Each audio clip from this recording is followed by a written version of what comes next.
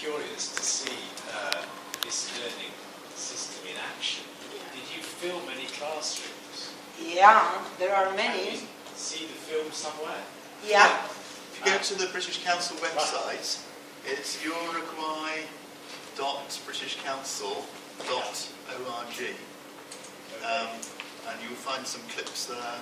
Yeah, and also if you put Plan Ceibal or Ceibal in Inglés, because it's in Spanish, Ceibal in Inglés, you Google and in YouTube, there's a channel also, which there are many records, classes. Thank you. Apart from planning and delivering the classes with the remote teacher, the classroom teachers are also learning English. Yeah. That's right. At what stage do you think will the classroom teachers be confident enough to start, planning the lessons with the remote teacher in English? Well, I don't know. I think maybe they are already planning together how to implement the lesson.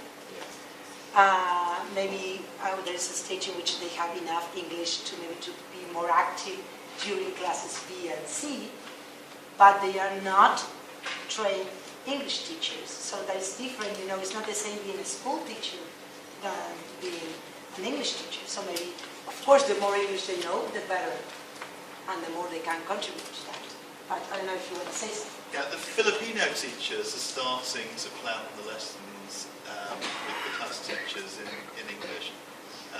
Sometimes it's sort of Google Translate English, but it's working. The more confident class teachers are doing the exchange of emails, beginning to in English with their Filipino remote teachers. It's not necessary with the Spanish-speaking Uruguayan teachers because they've got a common language. Yeah, but they already plan together. That's what I'm telling you. You have a lesson plan because that is like you have that in the platform and then something safe to hold on to. But then when you coordinate, and you coordinate on a weekly basis, you discuss, well, how are we going to implement this, right? So you're planning to that. You mentioned the discussion around the use of Spanish. Yes. Do you think actually that has been found to be an important facilitator for this style of teaching? To be able to sort of coordinate in Spanish and switch back into English? Well, I would say that coordinating the Spanish with the classroom teacher that you do it not with the kids, well, of course, if you share the language, that makes it much easier, right? But teachers from the Philippines are doing a great job anyway.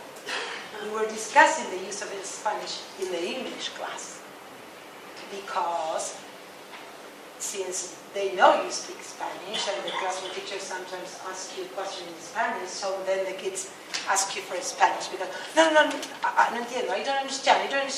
So since we speak Spanish, then you tend to go to Spanish maybe.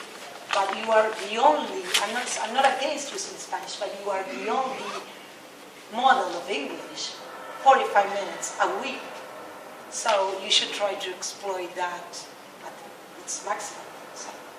Yeah, actually, just to follow up on that, on Monday, the British Council's Global Head of English Teaching, a guy called Mark Howard, actually paid a visit to Uruguay and went to see a remote lesson being taught by a teacher from the Philippines, and then he went to see one being given by a teacher from Uruguay. And one of the comments he made was that the Uruguayan teacher used a lot of Spanish, maybe more than she really needed to. But the Filipino teacher hardly used any Spanish and probably should have used a bit more. So it's difficult to get the balance right. We've got quality managers in the Philippines who are working with the teachers there, and we will shortly have one in Uruguay. And one of the tasks is getting that balance right. Okay, thank you very much.